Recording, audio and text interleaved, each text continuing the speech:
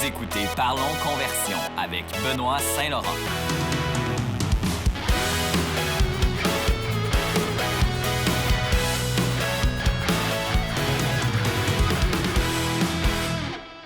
Bonjour et bienvenue à l'émission Parlons Conversion avec votre hôte Benoît Saint-Laurent. Je suis content aujourd'hui, il fait beau, il fait très beau aujourd'hui au Portugal, les vagues sont belles, mais c'est pas le temps de surfer aujourd'hui parce que aujourd'hui j'ai le goût de vous parler de online marketplace ou plutôt des marchés en ligne. On en entend beaucoup parler aujourd'hui dernièrement, ça fait sujet pas mal dans l'actualité. Qu'est-ce que c'est ça? C'est en fait une plateforme en ligne où on peut y vendre ou acheter des biens ou services, pas juste des biens, des services aussi. Bien entendu, on peut penser définitivement à eBay, Kijiji. Même Airbnb pourrait définitivement se classer là-dedans parce que c'est des services qui sont vendus sur la plateforme. Etsy, c'en est un aussi, bien entendu, mais Etsy, c'est peut-être plus pour des trucs qui sont faits maison. Donc, il y a plusieurs quand même plateformes de vente en ligne. Puis, il y en a qui vont se différencier aussi avec leur type de produits qui sont vendus, comme par exemple avec Etsy, où c'est des produits qui sont faits à la main. Donc, ça, c'est quelque chose qui est important de considérer. Il y en a vraiment beaucoup, puis de plus en plus, c'est quelque chose qui se démocratise définitivement. Mais le plus gros, c'est sûr, c'est Amazon. Ça, c'est lui le géant, c'est définitif. Amazon, c'est fou parce que ça a été fondé en 1994 par Jeff Bezos, qui, je pense, aujourd'hui est l'homme le plus riche au monde, ou un des plus riches, du moins. Puis, initialement, quand ça a commencé, c'était pour la vente de livres à distance. C'est fou quand même. Son objectif à Jeff, c'était je vais pouvoir vendre des livres en ligne, puis les gens vont pouvoir se partager des livres, etc. Bien évidemment, aujourd'hui, ça a changé. C'est devenu un gros géant qui vaut à peu près 1,7 trillion de dollars, ce qui est énorme. Aujourd'hui, on peut pas juste y acheter des livres, on peut y acheter son épicerie complètement. On peut tout acheter presque. Je serais pas surpris que dans les prochaines années, on puisse y trouver un animal de compagnie ou quelque chose du genre parce que c'est fou, là. C'est vraiment un gros géant.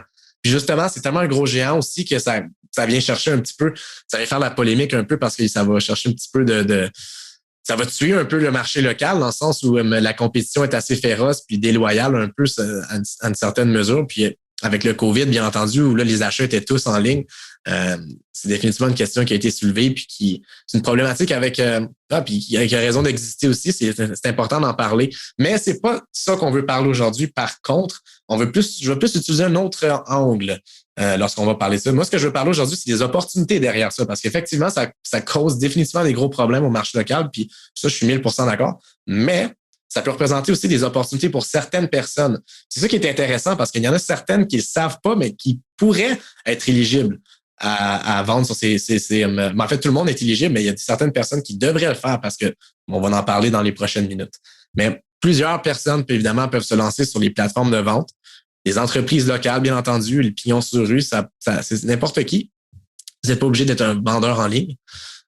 Mais par exemple, ça ne marche pas, évidemment, ou du moins, votre succès va être bien sur quel genre de produit. Puis généralement, ça va être plus pour des produits niches.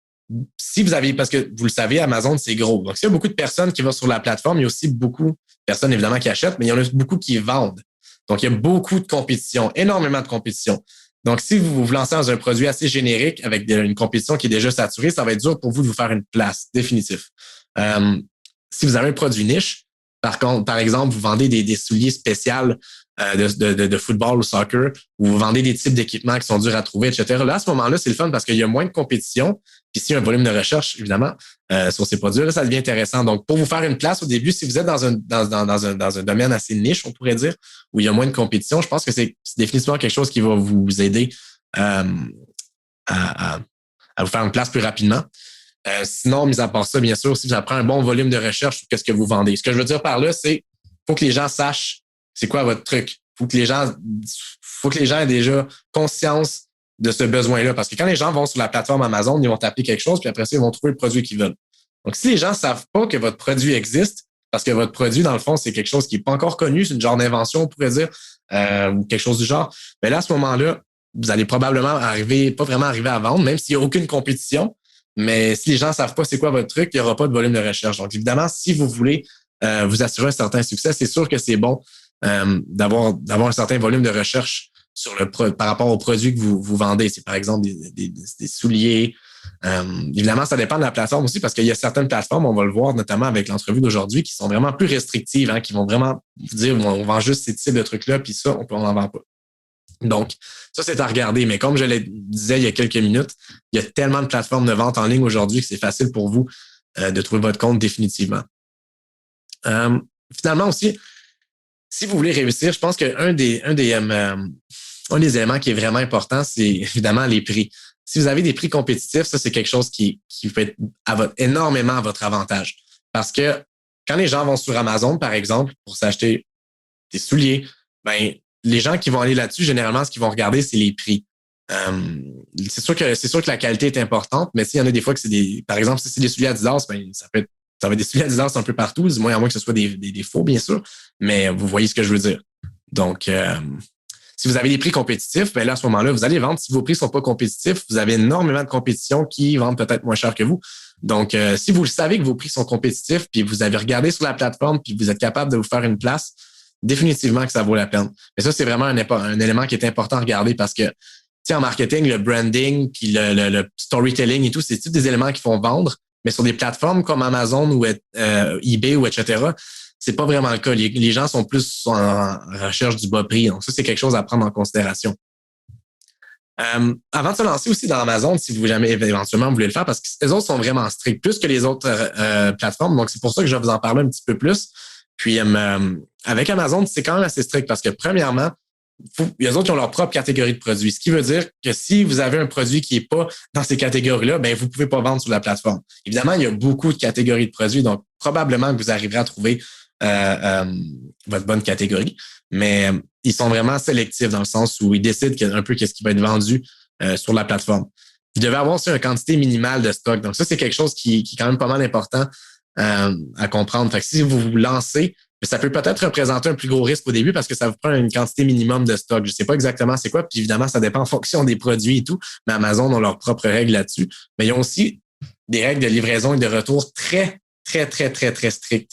Donc, faut faire vraiment attention quand on vend là-dessus, qu'on vend la bonne chose, puis qu'on a des clients contents parce que sont assez stricts là-dessus, puis vous pouvez perdre votre compte assez rapidement. Donc, ça, c'est des choses qui sont vraiment importantes à savoir. C'est capital même. Puis comme je le disais il n'y a pas longtemps, c'est vraiment fait pour tout le monde, pour n'importe quel type d'entreprise, que vous soyez une entreprise locale, que vous soyez revendeur, que vous ayez des marques, que vous fassiez vos propres trucs à une certaine mesure, à regarder définitivement. Maintenant, je vais vous donner quelques trucs pour bien réussir sur la plateforme. Premièrement, c'est assez simple, mais ça fait une grosse différence. Un profil avec des photos professionnelles, un profil bien détaillé aussi. Vraiment, vraiment, vraiment important parce que si les photos sont pas professionnelles, c'est définitivement ça qui va faire en sorte que vous ne vendrez pas. C'est la première chose que les gens vont voir quand ils vont chercher pour le produit, ça va être la photo. Donc ça, c'est super important. Il faut le mettre le temps, puis s'il faut l'argent dans des bonnes photos, sûr et certain. Optimiser votre SEO, ou plutôt votre référencement avec les mots-clés. Ça, c'est intéressant. Parce qu'effectivement, le SEO, c'est quelque chose qui existe pour les sites web. Tu sais, le référencement sur Google, tu sais, on parle toujours d'être sur la première page sur Google ou etc.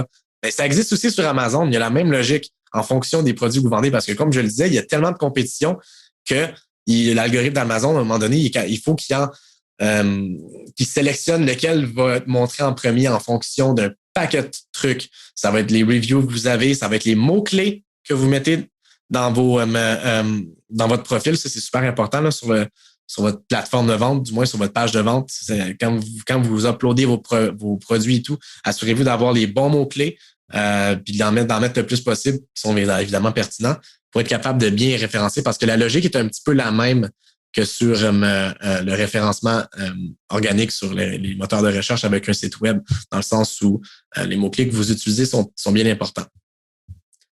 Faites de la publicité aussi. Ça, c'est quand même quelque chose qui est quand même pas mal important parce qu'on peut faire la publicité sur la plateforme. Si vous commencez surtout, évidemment, vous perdez une certaine part des ventes si la vente provient des publicités Amazon, mais ça vaut la peine, ça vaut définitivement la peine pour commencer. Pourquoi pas, la publicité, c'est toujours... Puis pas nécessairement de la faire aussi juste sur Amazon. Hein. Il y en a des fois qui, par exemple, ont une marque qui vendent déjà sur un site web, etc., puis qui commencent à vendre sur Amazon. Puis pour mousser les ventes Amazon, ben ils vont sur la page Facebook, puis on fait une petite campagne, par exemple, pour dire « Hey, on est rendu sur Amazon maintenant, regardez, vous avez le 3 jours shipping, etc. » Je l'ai fait avec certains clients. Puis la raison pour laquelle c'est bon de faire ça, c'est que ça va avec l'algorithme, en fait, puis le référencement. Si vous commencez à faire plus de ventes puis qu'il y a du trafic sur votre page, bien Amazon va le voir puis ils vont faire comme oh, attends une petite minute, eux autres, il se passe quelque chose là-bas, on va les montrer un petit peu plus parce qu'on a l'impression que on le voit avec les ventes et tout, ça se passe bien. Donc, on va les faire grimper un peu dans le positionnement. Donc, c'est un petit peu pour ça que la publicité va être vraiment intéressante. Puis en plus, si vous commencez au début, c'est beaucoup plus d'exposure.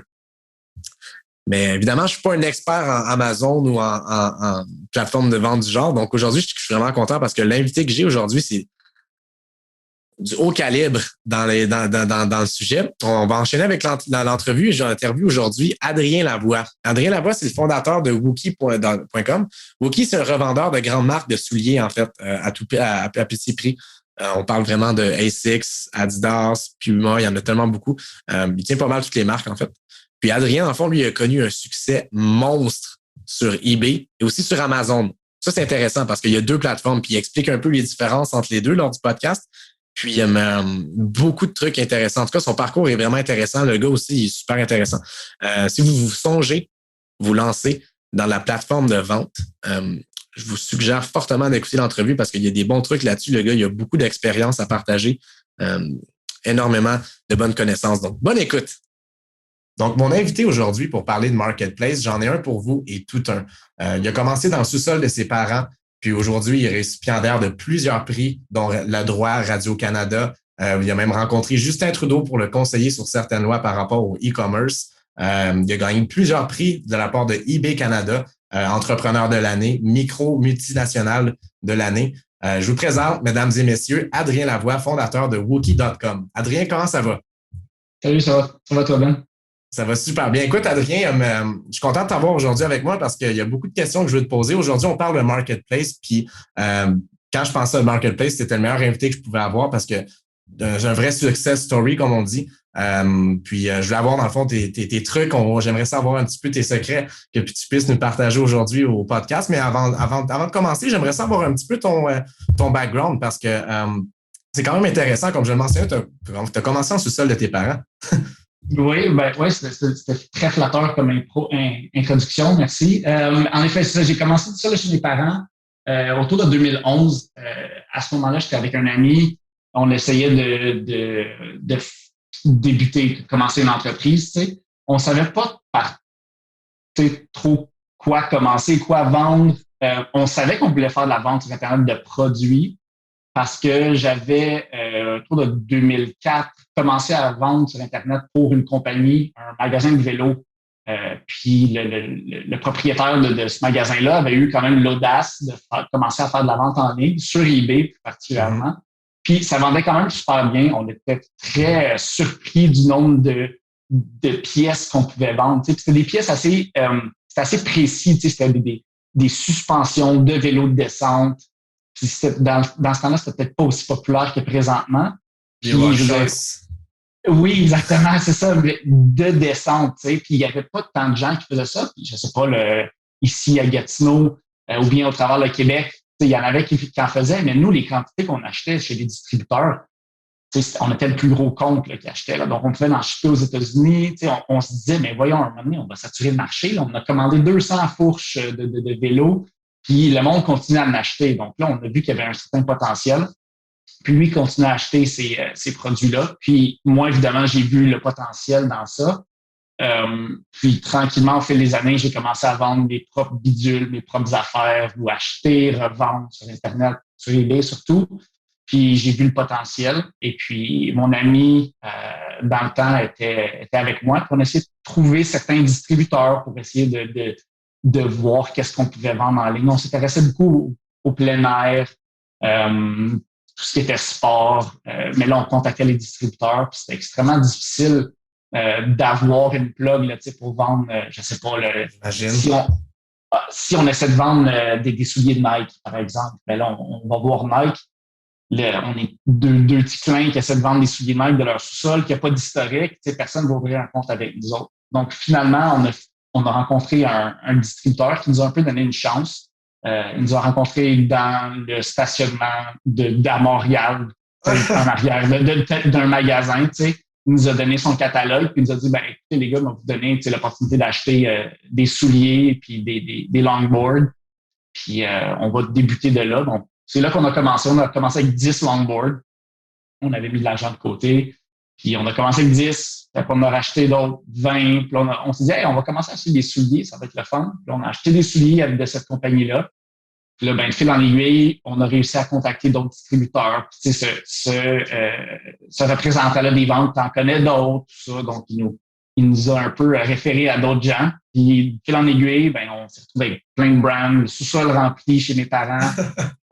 J'ai fini mon baccalauréat et puis, à ce moment-là, en 2013, c'est là que j'avais assez d'argent pour me louer un espace commercial. Ce que j'ai fait, là, 2200 pieds carrés à peu près. Puis, j'ai commencé à stocker mes affaires là-dedans. Puis là, présentement, 5 ans plus tard, donc en 2018, j'ai acquis un entrepôt, 11 000 pieds carrés.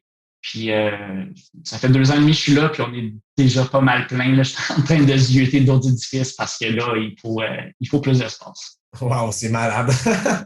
Puis, dis-moi, à travers tout ça, qu'est-ce qui, selon toi, expliquerait ton succès sur les plateformes de vente? Tu mentionnais justement, c'est intéressant, la problématique des distributeurs au début. Penses-tu que justement, le fait que tu aies rencontré plusieurs distributeurs vous a vraiment permis de vous lancer de façon exponentielle ou qu'est-ce qui expliquerait selon toi? Je veux dire, évidemment, le marché est en train de shifter un peu vers justement le en ligne. On le voit plus que jamais avec le COVID, tout ça. Puis ça allait venir, je veux pas avec le temps, c'est juste que là, on a fait une espèce de bond vers l'avant d'un bon 5 ans, tu sais. Mais avant, je veux dire, c'est un peu la même problématique qu'avant. Avant, tout le monde voulait, moi, j'aimerais savoir un magasin de sport à Sherbrooke, là, tu sais, quelque chose comme ça. Là, tu veux vendre X produits populaires, tu sais. Ouais. Puis là, finalement, le représentant il dit, non, on a déjà 2 magasins de plein air ici ou de sport à Sherbrooke. C'est pas possible. T'es comme, merde, tu sais. Mais maintenant, c'est un peu la même chose, mais en ligne, tu sais. T'essaies d'ouvrir des comptes, puis là, j'imagine les autres qui calculent un certain nombre de comptes seulement en ligne qu'ils peuvent avoir. Donc, pour eux, évidemment, c'est une problématique complètement différente. Ils doivent faire attention. Ils doivent peut-être calculer différemment la grosseur. Les représentants ne peuvent pas se rendre en magasin pour voir l'inventaire de ces magasins-là. Par contre, ça va être un peu la même chose. C'est juste qu'il y a probablement certaines compagnies qui avaient des magasins physiques qui vont commencer à faire de la vente en ligne. Mm-hmm. Puis il y en a d'autres peut-être qui vont disparaître, des plus petits indépendants. Puis, évidemment, il y a les grosses compagnies qui eux-mêmes commencent à vendre directement aux consommateurs. Puis je pense qu'il y a beaucoup de compagnies qui poussent vraiment vers ça. Là. On a pu voir Nike, par exemple, il y a une couple d'années qui a décidé de ne plus vendre sur Amazon, puis de vendre de plus en plus directement aux consommateurs. Moi, je pense que c'est une vague. On s'en va un petit peu vers ça. Mais le marché est définitivement en train de se modifier et d'évoluer. Est-ce que tu dirais que le marché sur Amazon ou sur eBay est saturé présentement par le nombre de distributeurs ou c'est quelque chose qui serait pas encore le cas présentement? C'est une très bonne question parce que, je veux dire, moi, en tant que compagnie qui continue à vendre sur ces plateformes-là, puis sur ma propre plateforme aussi, je veux dire, chaque fois que j'écoute les nouvelles, je vois certaines compagnies qui sautent sur Internet, je suis là, oh merde, tu sais, faut que je continue, il faut que je sois en avant de la vague. Mais je pense qu'il y a de la place pour présentement, en tout cas, il y a de la place pour tout le monde. Parce que au fur et à mesure que les gens commencent à vendre sur Internet, sur eBay, sur Amazon, sur leur propre site web, sur toutes les plateformes, Shopify, etc., peut-être même sur Facebook, Etsy, tout ça, il y a de plus en plus de gens qui s'intéressent à acheter en ligne aussi. Donc, je veux pas, avec l'offre va venir la demande et vice-versa. Donc, on s'en va vraiment vers ça. Puis, je pense que peut-être qu'on voit 3-4% des ventes qui sont en ligne présentement ou même pas. Mais je pense que ça va doubler, si c'est pas tripler ou quintupler avec les années à venir. Donc, je pense qu'il y a de la place vraiment pour des belles opportunités.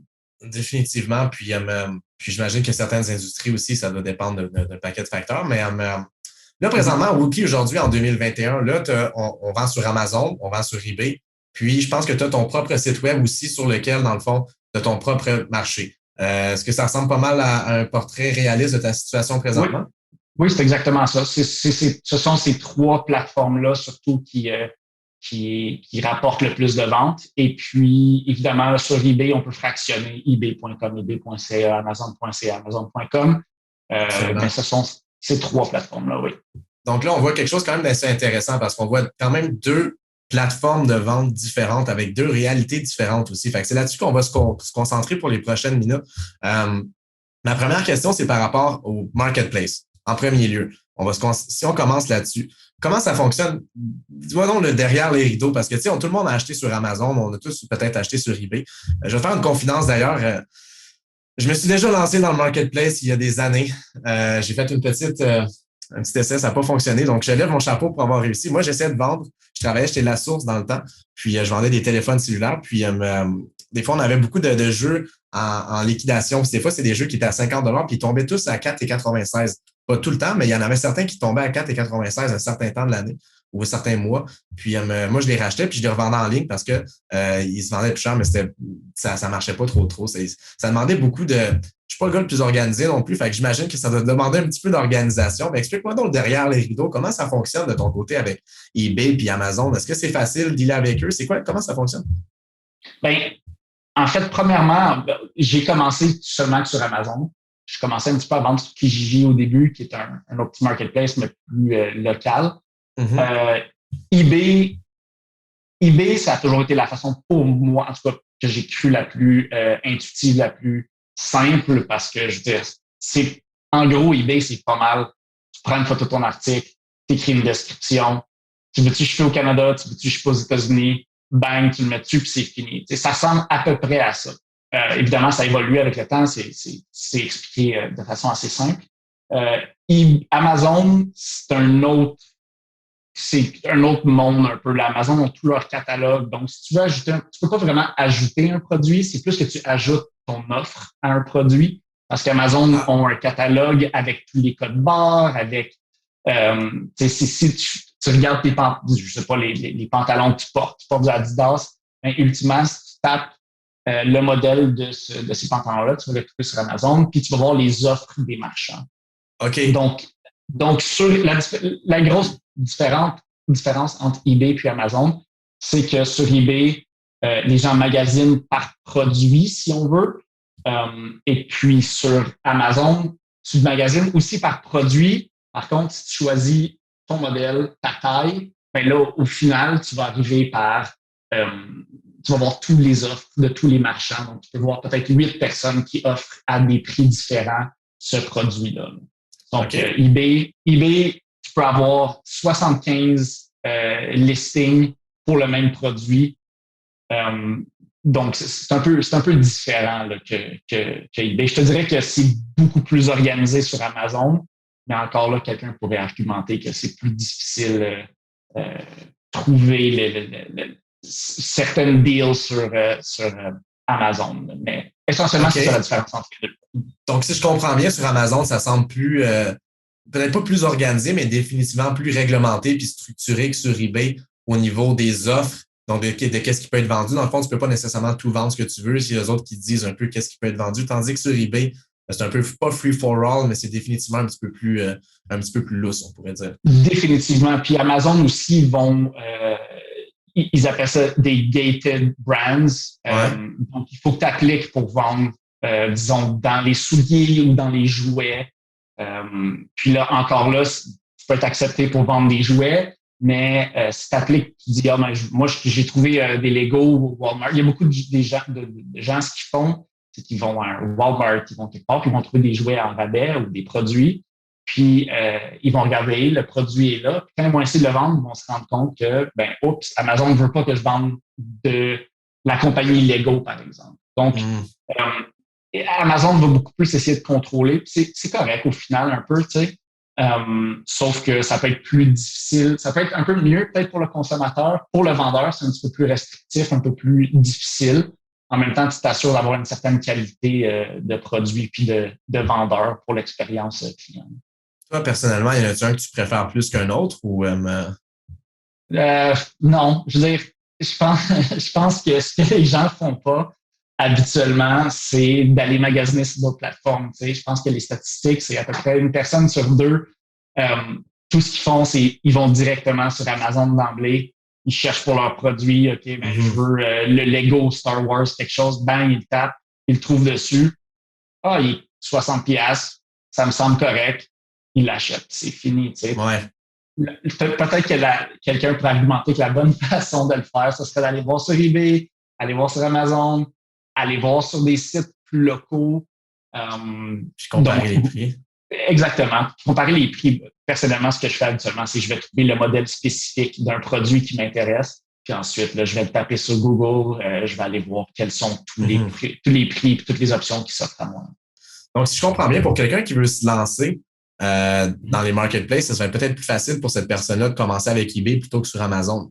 Est-ce que ce serait Définitivement. Pourquoi? Définitivement.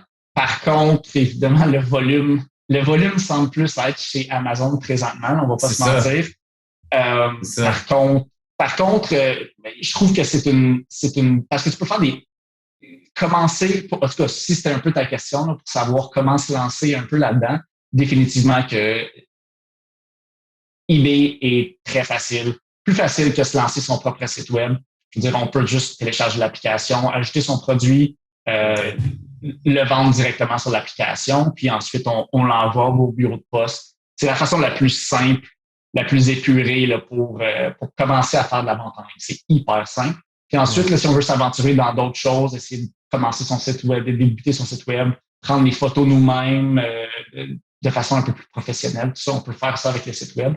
Amazon, il faut absolument s'assurer qu'on respecte tous les standards d'Amazon, les envois.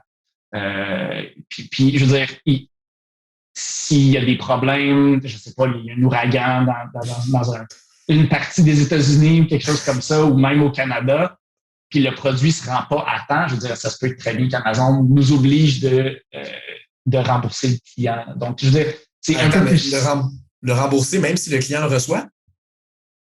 S'il y a des délais, par exemple, OK.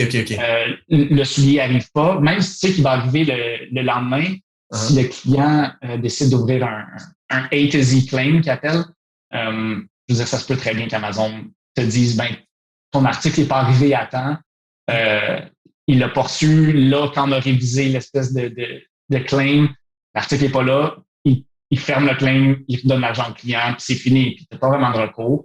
Donc, c'est beaucoup plus strict. Il faut que c'est beaucoup plus professionnel, je te dirais, sur Amazon. Mais c'est là aussi que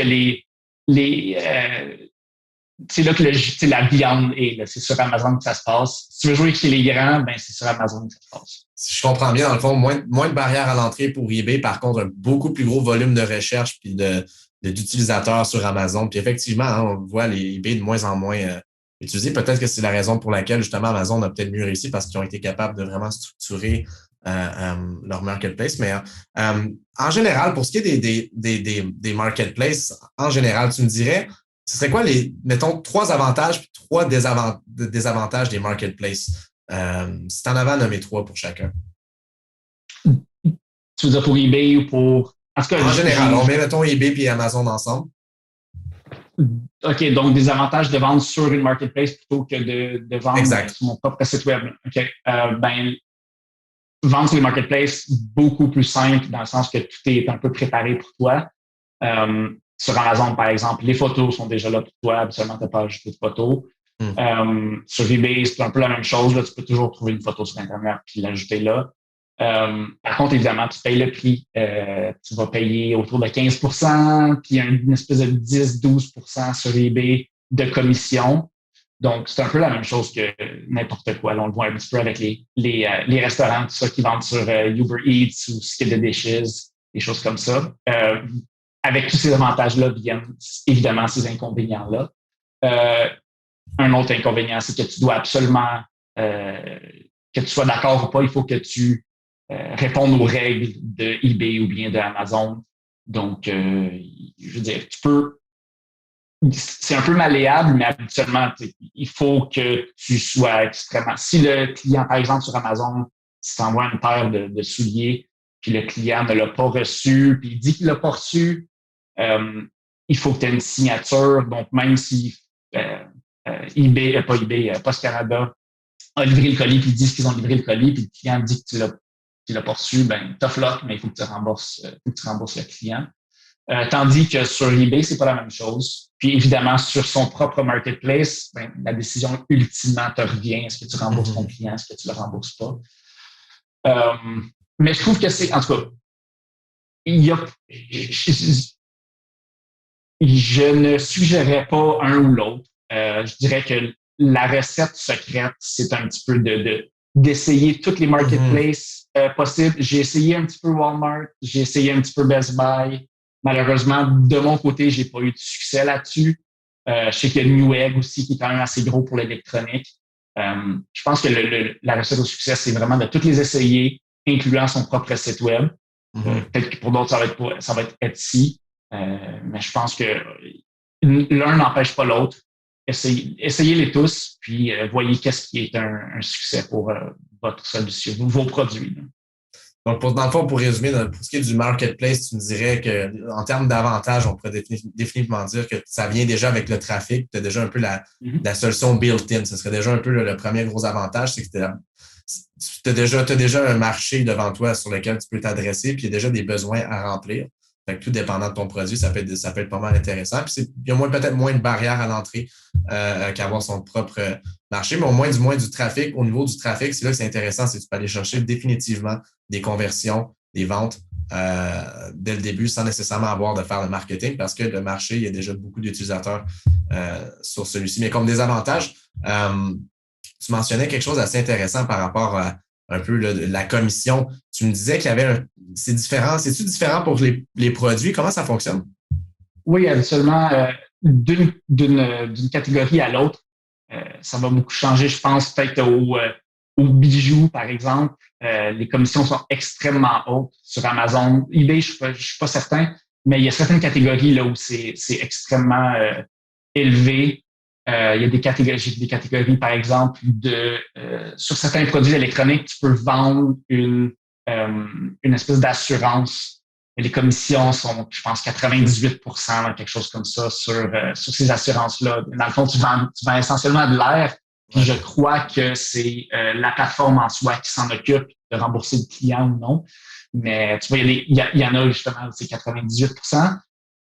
Comme commission, donc justement dans les souliers, c'est plus autour du 15%. Okay.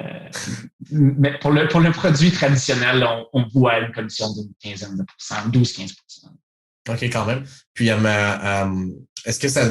question juste comme ça, parce que je prends l'exemple avec Udemy, si tu fais ton propre cours en ligne, par exemple, puis tu le mets en ligne, si eux, la vente se fait par l'entremise d'une de leurs publicités, là, à ce moment-là, ils prennent une plus grosse commission. Puis si, mettons, la vente provient, par exemple, d'un affilié, d'un code affilié ou d'une recherche organique ou encore toi qui donnes le code à quelqu'un, il y a différents niveaux, dans le fond, de commission. Est-ce que c'est le même aussi sur ces plateformes-là ou pas vraiment? Non. Côté vendeur, donc de mon côté, okay. Moi, je vois pas vraiment de différence. Il y a façon de faire la publicité, mais là, tu payes un peu par clic de façon plus traditionnelle. eBay ont incorporé, évidemment, Amazon était là avant pour les publicités sur leur propre marketplace, puis ils ont un gros volume, évidemment. eBay a commencé il y a quelques années, je pense qu'il y a peut-être 2 ans. Ce que eux font, eBay, comme je viens de le mentionner, Amazon, ce qu'ils font, c'est que leur publicité apparaît en haut, tu cliques dessus. Moi, ça me coûte 45 sous, par exemple, par clic. Et puis, la personne tombe sur le produit, qu'il l'achète ou qu'il ne l'achète pas, ça te coûte 45 sous. eBay, ce qu'ils font, eux autres, c'est que tu mets un certain pourcentage. Donc, je vends encore là, les Legos, par exemple, les mots-clés, tout ça là-dedans. eBay le met en premier, par exemple. Et puis, là, je clique dessus. Là, si je l'achète, je vais payer le pourcentage que, supposons que moi, j'ai dit, je suis prêt à payer 3% de mon article. Si eBay le met en premier, la personne clique, elle l'achète. Puis il y a une espèce de 30 jours, je pense, ou une espèce de 15 jours qui fait en sorte que si la personne a cliqué sur la publicité, elle l'achète dans les 15 prochains jours, mais on va te charger ce 2-3%-là. Puis évidemment, tu peux mettre 1% comme tu peux mettre 25%, mais au moins, ça t'assure de ce côté-là que tu ne payes pas pour une publicité qui ne te servait à rien. Tout à fait. OK, je comprends. Puis, question juste comme ça, on parlait par rapport au marketplace, en fait, c'est une conversation qu'on a eue hors podcast il y a longtemps. Il y a un truc que tu m'avais mentionné qui était quand même assez intéressant. Dans le fond, on dépend un peu de la marketplace. Puis si eux autres, ils décident un peu de changer des règlements ou quelque chose comme ça, puis tout d'un coup, t'es hors ligne. Là, après ça, dans le fond, même si, mettons, ça pourrait être juste à cause d'un petit clic. Tu sais, mettons, des fois, il y a des choses qui arrivent, par exemple, où tu dois cliquer sur j'accepte les conditions d'utilisation, etc. Puis il y a des petites politiques qui se mettent à jour. Puis admettons que tu oublies de cliquer sur cette politique-là. Est-ce que c'est le genre de choses qui peuvent arriver fréquemment, ça? Puis après ça, tout d'un coup, boum, plus de vente? Ou bien comment ça fonctionne de ce côté-là? Oui, en effet. Plusieurs personnes, justement, Amazon sont extrêmement stricts. Puis je me souviens, j'avais vécu ça avec eBay il y a bien longtemps. Si on se fait enlever de la plateforme eBay parce que, je sais pas, on a fait une erreur, on connaît pas trop qu'est-ce qu'est eBay, puis on décide de mettre des articles en vente. On dit, wow, j'ai eu des beaux écouteurs, j'en ai eu 30, puis on les met en vente.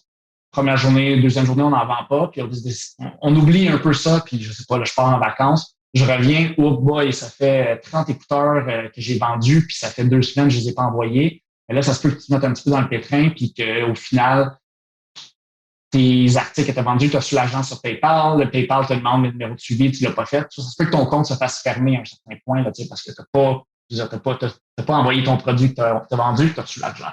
Donc, ce qui risque d'arriver, ton compte se fait fermer. Puis à partir de là, c'est extrêmement difficile d'ouvrir un nouveau compte si tu veux ou faire débloquer ton compte, puis leur expliquer, bien écoutez, c'est une erreur, parce qu'il y a tellement de fraude qui se passe sur eBay, tellement de fraude qui se passe sur Amazon, qu'eux sont obligés de mettre des choses en place pour, évidemment, enlever les mauvais vendeurs. Donc, c'est très, très, très difficile de remettre son compte en ligne. Même chose pour Amazon. Comme tu mentionnais un peu ta question, ma frousse, ma peur à moi, depuis plusieurs années, c'est évidemment que mon gagne-pain se fasse bloquer, que ce soit eBay ou que ce soit Amazon. C'est surtout par là que j'ai commencé. C'est le pire cauchemar qui pourrait m'arriver pour moi, que mon compte se fasse fermer parce que du jour au lendemain, j'ai plus de vente qui arrive du tout, puis mon inventaire est pogné dans mon entrepôt à pogner la poussière. Donc, ça m'est déjà arrivé. Je suis persuadé qu'il y a peut-être des gens qui vont écouter ça, qui connaissent des histoires d'Amazon de comptes qui se font fermer. C'est un hot topic, là, donc c'est très chaud là, pour l'instant parce que, évidemment, tous ces gens-là, tous ces entrepreneurs-là se lancent sur Amazon.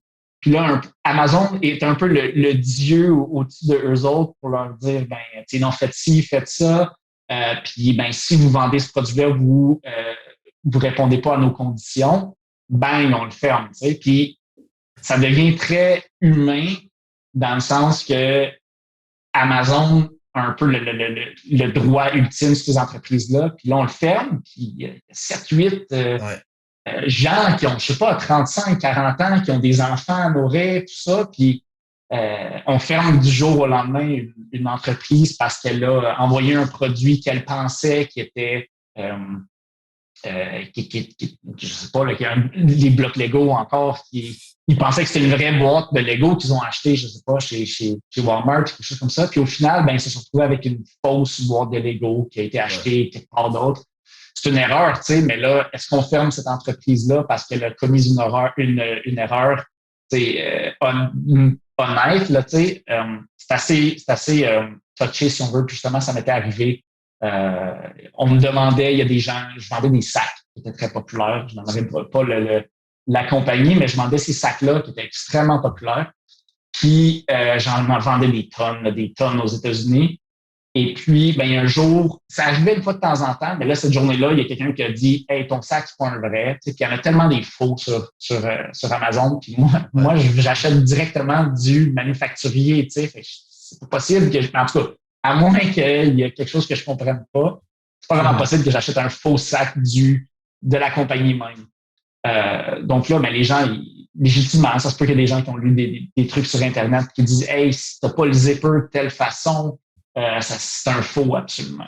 Donc, les gens sont peut-être pas toujours au courant. Il y a des modèles qui changent, des choses comme ça. Puis là, la personne m'a écrit et m'a dit, écoute, ton sac, c'est un faux. Moi, ce que je leur dis, c'est pas vrai, tu sais. J'achète tout distributeur. Mais là, ce qui arrive, c'est que chez Amazon, eux, ils ont pas un algorithme, mais qui saisit tous les mots-clés, fake, used, non-legitimate, quelque chose comme ça, tu sais. Puis, ben, moi, ça m'envoie un courriel, me disait, hey, ton article, quelqu'un a dit que c'est un faux. Prouve-nous que c'est un vrai. Donc, tu dois envoyer des factures, des choses comme ça, des preuves qui font en sorte que tu peux t'assurer que c'est un vrai produit. Puis, c'est correct. Amazon le font, c'est ultimement pour toi et moi, pour les consommateurs, pour qu'on se retrouve avec des vrais produits, tu sais, qui sont pas falsifiés ou des répliques.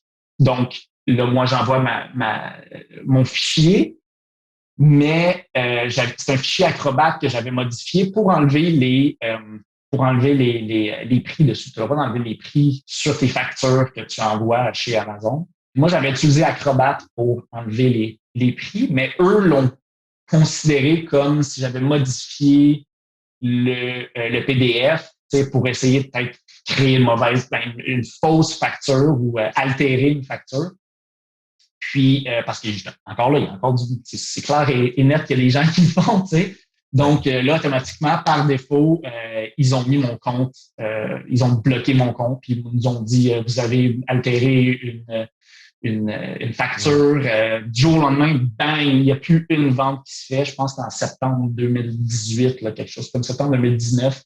Parce que je capote, là, j'avais les jambes qui sont devenues molles, puis j'avais les sueurs froides. J'étais là, rien, qu'est-ce que je vais faire? Puis là, je commence à penser qu'il va falloir que je dise aux employés qu'ils ne peuvent plus travailler, il va falloir que je vende mon immeuble, il va falloir que je capote un peu. Ben, c'est ça, parce que tu as une grosse business que tu roules, toi, pendant ce temps-là. Ça représente beaucoup de ventes. Fait que du jour au lendemain, quand tu coupes ça, tu coupes la business.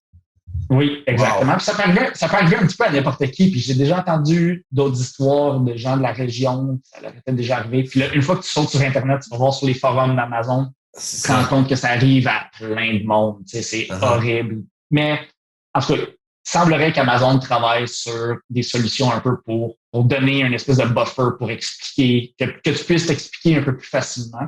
Mais ça a pris une semaine. Là, je m'en souviens, je partais au Japon. Oui, je partais au Japon cette semaine-là. Je suis parti, puis j'étais anxieux au bout, je capotais. Je savais pas trop qu'est-ce qui allait se passer. Puis là, ce que tu dois faire, c'est envoyer des appeals.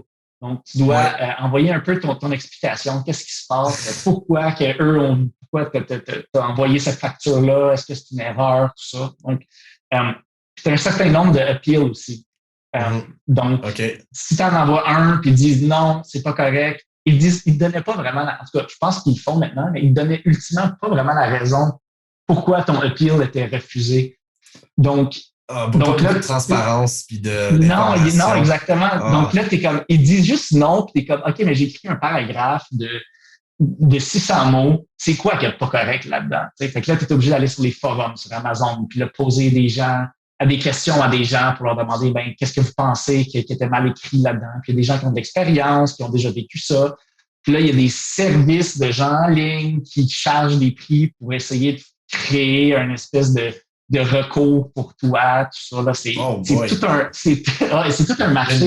Il y a une business, il y a une business autour de ça, c'est fou. Absolument, absolument. Il y a des gens qui disent, en tout cas, qu'est-ce que tu allais dire?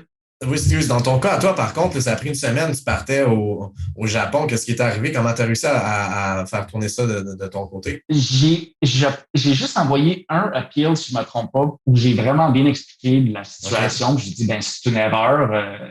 Actuellement, ce qu'il faut faire, c'est que tu dises, oui, je suis désolé, j'ai fait ci, ça recommencera plus. Dans mon cas, je veux dire, c'était vraiment, j'avais rien fait de mal. Tu sais, j'avais suivi les instructions. C'est juste que leur algorithme faisait en sorte que, ça ressortait comme si j'avais essayé de leur en refiler une bonne. Tu sais. C'est frustrant. Je suis frustré pour toi, là. C'était en tout cas. J'ai envoyé mon appeal, j'attendais, puis t'es un peu dans le néant, tu sais, pendant plusieurs jours, tu sais pas ce qui va se passer, puis là, t'entends des histoires des gens qui reçoivent seulement une réponse après 30 jours, puis là, tu es là, mon Dieu, qu'est-ce que je vais faire? Puis finalement, après une semaine, j'ai écrit dans les forums, tout ça, j'ai envoyé toute l'information possible, puis finalement, après une semaine, on m'a répondu tout simplement, oui, comme nous avons lu votre recours, et puis finalement, tout est beau, on a remis vos listings en vente. C'est tout. C'était-tu avant ou après le Japon? Pendant le Japon, je pense que j'ai reçu un courriel. Il était genre 4 heures le matin là-bas. J'étais tout content. Je suis allé courir dans les rues au Japon pour appeler tous les gens que je connaissais pour leur dire que c'était beau finalement. Oh my God, quelle histoire! Ouais. Donc, ça peut arriver à n'importe qui. Ouais. Dans le fond, donc, des avantages, définitivement, ça, c'en est un. OK. Puis dans le fond, c'est un peu ça qui t'a mené, dans le fond, parce qu'aujourd'hui, t'es ça, on vient de parler des marketplaces, mais là, on amène à l'autre, la dernière plateforme de vente, ton site web, ta propre plateforme de vente à toi. Est-ce que c'est ça qui t'avait amené un petit peu à faire le move ou bien il y a d'autres bonnes raisons derrière ça? Ça a définitivement été une des choses qui m'a poussé à mettre toute l'énergie nécessaire pour le développement du site web. Parce que, évidemment, avant, la plupart de mes ventes étaient sur eBay. C'est un peu la même situation que je vivais avec eBay dans le temps où toutes mes ventes étaient sur eBay. Puis si je perdais eBay, ben, c'était à peu près fini. Donc là, j'ai décidé d'aller vendre sur Amazon aussi. Donc, comme je disais tantôt, je pense que la solution, c'est de ne pas mettre tous ses œufs dans le même panier. Puis essayer d'avoir le plus de variété, que ce soit dans tes produits, que ce soit dans tes marketplaces, donc les marchés de vente. Chez les distributeurs, même chose. Puis je pense que ça se bâtit au fil des années aussi. Définitivement de varier ces entrées-là. Est-ce que tu penses, selon toi, que c'est pour quelqu'un qui se lance, là, parce que je t'écoute, puis dans le fond, je pense qu'un des conseils clés de notre entretien aujourd'hui, c'est définitivement de diversifier puis d'essayer plusieurs sources, ou du moins plusieurs plateformes de vente différentes. Mais est-ce que c'est bon de partir dès le début puis de tout faire ou bien parce que dans ton cas, toi, tu as attendu quand même un petit bout. Qu'est-ce que tu suggères? Serait-tu mieux de commencer tout de suite comme ça ou bien non d'aller étape par étape? Ben, c'est parce qu'il y a beaucoup à apprendre. Tu sais, c'est beaucoup de stock quand tu commences, puis tu vas, juste même si tu commences par eBay, là, tu vas, tu mets ton premier article, ben là, il faut que tu testes tous tes produits. Qu'est-ce qui marche pas? Tu peux pas juste pitcher tes produits là-dessus, puis t'es quand même, moi, j'ai des maillots Speedo, ça va se vendre au bout. Tu arrives, tu les mets tous sur eBay. Finalement, ça vend pas parce que le monde, il cherche pas pour ça. Ça coûte trop cher de shipping. Tu peux pas vendre Speedo au Canada. Tu peux pas vendre Speedo aux États-Unis. Tu sais, il y a plusieurs choses comme ça qui font en sorte que, puis là, c'est juste un produit. Là, tu dois te lancer dans d'autres produits.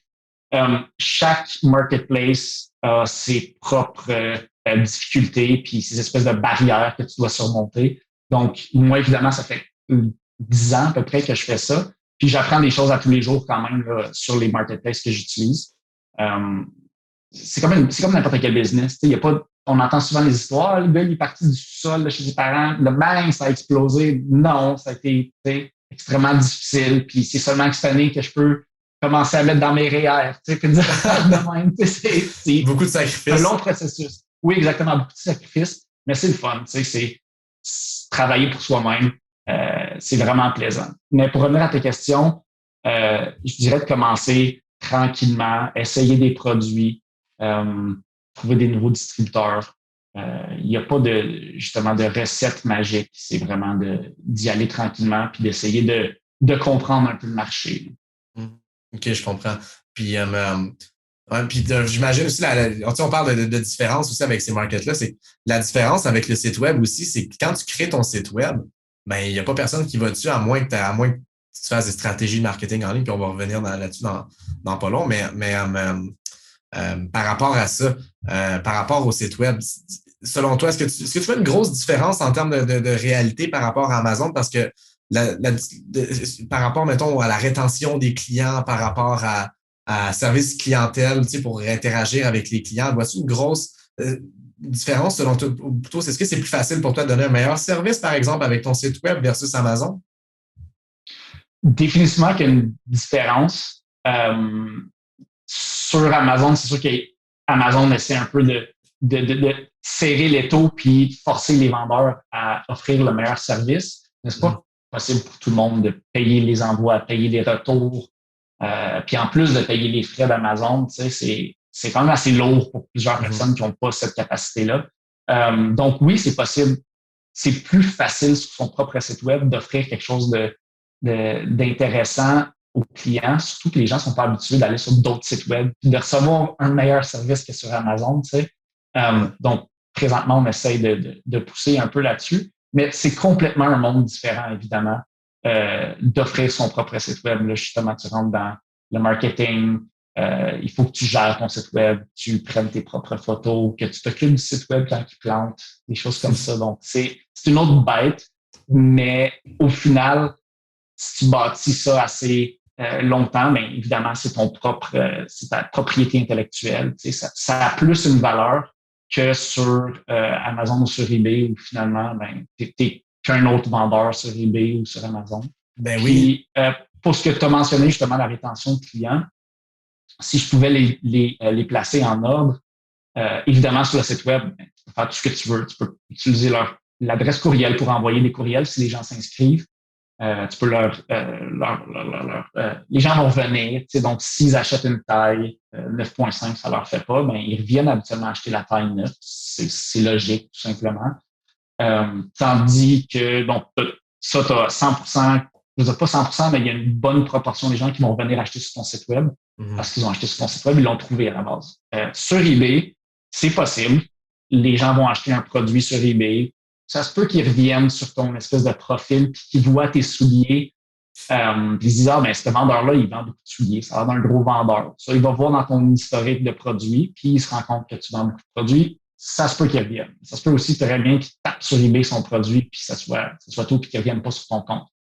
Donc, en petite proportion de gens qui peuvent revenir, tu peux avoir des followers, tout ça sur eBay. Un peu moins bien, évidemment, que d'avoir son propre site web. Puis, évidemment, Amazon, nul. Tu n'as pas... zéro. Tu n'as pas le numéro de téléphone, tu n'as pas le courriel des gens. Ils ne peuvent pas s'inscrire à un newsletter. Évidemment, s'ils essaient d'aller voir sur ton compte qu'est-ce que tu vends d'autre comme produit, tout ce qu'ils montrent, c'est le produit en soi. Ils ne vont pas dire, Wookie vend cette taille-là puis cette taille-là sur un produit quelconque. Tout ce qu'ils font, c'est qu'ils envoient le client sur le produit en soi où il y a encore là toutes les offres. Donc, la rétention sur Amazon est absolument nulle, mais évidemment, les gens retournent sur Amazon. Ils ne vont pas venir sur Wookie.com, ils retournent sur Amazon. Ce qui est logique pour Amazon, je les comprends, mais c'est un défi plus pour le vendeur. Donc, pour ton site web, justement, là, c'est différent un petit peu parce que tu peux, dans le fond, recontacter les personnes qui ont acheté sur ton site web parce que tu peux leur envoyer un courriel par après. Tu obtiens leur courriel, vu qu'ils achètent, tu obtiens leurs informations. Comme tu mentionnais, il y a peut-être un petit peu plus de contrôle à ce niveau-là. Par rapport à ça, par rapport au site web, parce qu'il y a, corrige-moi si je me trompe, mais sur le site web, il n'y a pas de... quelqu'un qui pourrait dire ça, voir ça comme de façon vraiment égalitaire, mais sur le site web, quelqu'un pourrait se dire, il n'y a pas de ventes qui se font sans commission. Tu ne payes pas de commission, donc dans le fond, c'est plus rentable d'avoir un site web. Mais les gens, ce qu'ils finissent par oublier, c'est que ça prend du trafic pour aller sur le site web. Ça prend une stratégie par rapport à ça. Par rapport à ça, toi, quand tu as commencé avec ton site web, est-ce que c'est par quoi tu as commencé comme type de stratégie, sans nécessairement rentrer dans trop de détails et trop de secrets non plus, mais une fois que tu as fait ton site web, c'est bon, le site web il est en ligne, qu'est-ce que tu as pensé à faire? La première chose, je pense, qui a été révélatrice pour moi, c'est que j'ai toujours eu mon propre site web. Je l'utilisais plus comme une plateforme un peu pour mon inventaire. Donc, mes produits étaient quand même quelque part sur Internet. Ils étaient là, puis c'était possible de tomber dessus puis de les acheter. Mais ce que je me suis rendu compte, c'est que tu ne peux pas juste mettre tes produits en ligne puis croiser les doigts puis essayer que ton produit vende. C'est comme n'importe quoi. Il faut que tu fasses de la publicité, il faut que tu ailles chercher tes gens, il faut que tu hustles un peu. Donc, je me suis rendu compte qu'après 5 ans d'avoir mes produits qui avaient même pas une vente sur 100 jours, là, quelque chose comme ça sur mon site web, malgré que j'avais des beaux prix, j'avais des beaux produits. Donc, quand il y a eu le COVID, je me suis dit, let's go, c'est le temps là, que je mette le paquet. Toute mon infrastructure est déjà là, mes produits sont déjà là. Tout ce que j'ai à faire, c'est revamper un peu mon site web, lui donner une belle image, puis commencer à faire un peu de publicité. Il fallait que je le fasse un moment donné ou un autre. Donc, c'est la première chose que j'ai réalisé que ça vaut la peine de le faire. Il faut faire de la publicité, il faut trouver une façon d'aller chercher le public pour acheter sur Internet. Trafic, ouais. Le trafic, exactement. Donc, là, évidemment, j'ai essayé plusieurs techniques. Il y en a qui vendent plus que d'autres. Puis encore là, comme je le disais par rapport au marketplace, c'est de les essayer, c'est de les tester. Je suis encore en phase de test, si on veut, là, pour mes publicités puis pour mon trafic. Mais c'est bien, c'est le fun parce que tu bâtis ça avec les publicités. Puis évidemment, à un certain point, les gens reviennent. Il y a une espèce de trafic organique qui se construit sur ton site web. Exactement. Les gens parlent de ton site web, les gens en discutent, tu reçois des reviews. Donc, tu bâtis une historique sur Google dans les sites de recherche sur Facebook, tout ça. Donc, je pense que sur le long terme, c'est le fun. Puis c'est un peu un renouveau pour moi. Je commence, c'est le fun. Oui. Je suis pas juste un nowhere sur eBay ou sur Amazon. Il y a mon site web qui est reconnu avec une adresse physique où les gens peuvent aller acheter, puis s'associe peut-être un peu plus à l'image de Wookie. C'est ça, avec un humain. C'est peut-être quelque chose qui... je t'écoute t'en parler, puis j'ai l'impression que c'est quelque chose qui est plus humain, on pourrait dire, avec le site web, dans le sens où tu vois plus le retour par rapport aux clients. Ils peuvent donner un review sur Google ou sur Facebook, tu reçois des courriels, ou etc.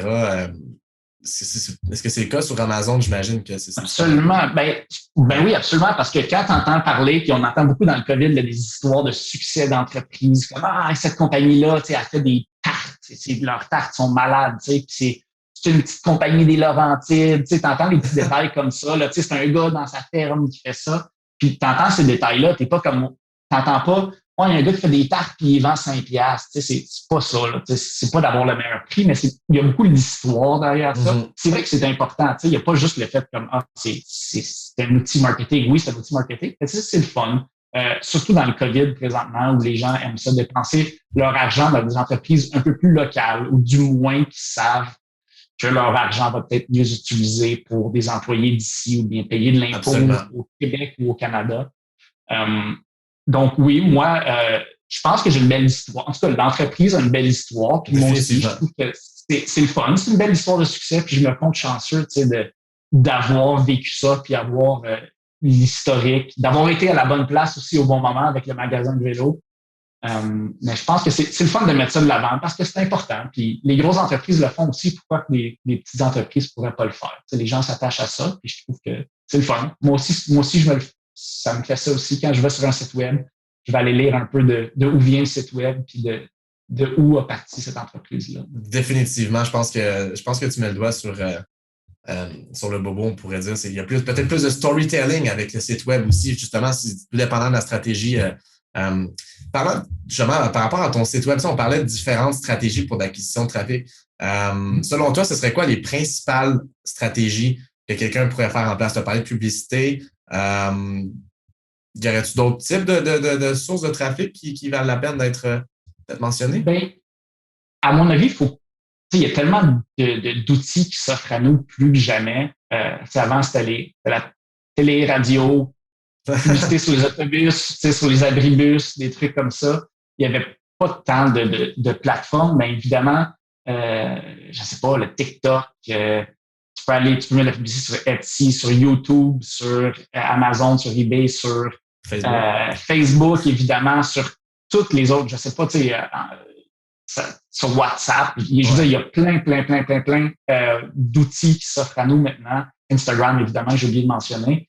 Qui sont les plus gros, mais c'est juste de voir quel est le marché pour toi. Moi, je vends des souliers. Il y a du monde qui vend, je sais pas, des vélos. Il y en a qui vendent des supports à encens. Il y en a qui vendent des maillots, des tired shorts. Chaque marché est différent. Puis, il faut que tu explores un petit peu pour voir qu'est-ce qui marche pas. Oui, parce que les réalités d'achat doivent être probablement différentes aussi, définitivement. Absolument. Question par rapport à ça aussi, on parlait de publicité, mais il y a aussi, j'imagine, l'infolettre aussi qui doit être quand même quelque chose. Est-ce que c'est quelque chose qui aujourd'hui, en 2021, vaut encore la peine? C'est quelque chose qui fonctionne encore aujourd'hui, selon toi? Je pense que oui. En tout cas, c'est ce que je me suis fait vendre. Que ça marche bien. Puis non, je suis d'accord avec ça. Par contre, ce que je crois, c'est que l'infolettre, comme les entreprises, il faut que tu le bâtisses. Il faut que tu ris. Non, je veux dire, sur eBay, ça fait extrêmement longtemps que je suis sur eBay, puis je regarde, j'ai mentionné tantôt, tu peux avoir des followers sur eBay. Là, je vais voir sur mon eBay, puis je vois que j'ai X nombre de gens, je sais pas, 1000, 2000, 3000 personnes qui suivent un peu mon compte. Donc, quand je mets de nouveaux produits, ces gens peuvent voir qu'est-ce que j'ai mis en ligne. Ben, c'est comme des followers, là, c'est comme des followers sur Instagram ou sur Facebook. C'est la même chose, c'est juste que c'est propre au site web. C'est super bien. Puis tu regardes les gros sites web, moi, de qui j'achète, admettons, les plus populaires, ceux qui sont forts sur le marketing, ils ont définitivement des infolettes. Puis, exact. Je trouve ça extrêmement important. Même si c'est un vieil outil, ça marche encore. Puis les gens les ouvrent encore. Peut-être qu'ils c'est un peu moins, en tout cas, avec Gmail, ce que j'utilise, c'est un peu moins intrusif parce qu'automatiquement, ça les met dans le tab de publicité, tu sais. Puis les gens qui veulent les regarder, tant mieux pour eux. Moi, je trouve que c'est un bel outil. Évidemment, il faut construire son audience, mais c'est comme n'importe quoi. Là. Tu vas sur Facebook, puis si tu n'as aucun like, puis tu publies un petit peu dans le vide, mais ça se bâtit tranquillement. Puis je trouve que c'est un bel outil, définitivement. Cool. Ben écoute, Adrien, je vais te remercier pour l'entretien d'aujourd'hui. Je pense que ça fait pas mal le tour de mes questions. Puis j'aimerais ça conclure en te levant mon chapeau en te disant, dans le fond, c'est vraiment cool. Tu sais, on entend beaucoup moi, c'est une affaire qui m'énerve un peu, c'est qu'on entend beaucoup parler contre Amazon. Tu sais, les gens vont dire, Amazon tue l'entreprise locale. Puis c'est vrai, une certaine mesure, puis Amazon va faire ci et ça. Mais toi, tu es un peu la personne qui a réussi à tourner ça de l'autre côté puis dire, regarde, je vais utiliser la grosse machine, la grosse méchante, là. Plutôt que de chialer comme ça, je vais essayer de trouver une façon de me faire une place là-dedans, puis bien réussir. Puis tu as réussi à le faire avec brio. Donc, je te lève mon chapeau là-dessus parce que moi, j'aime les gens qui trouvent des solutions puis qui réussissent à profiter, dans le fond, des opportunités. Tu l'as vu au bon moment, puis définitivement, les bonnes actions, les bons sacrifices, beaucoup de travail, ça se voit définitivement. Merci beaucoup pour être là aujourd'hui. J'apprécie. Merci à toi, Ben. Merci, bonne journée.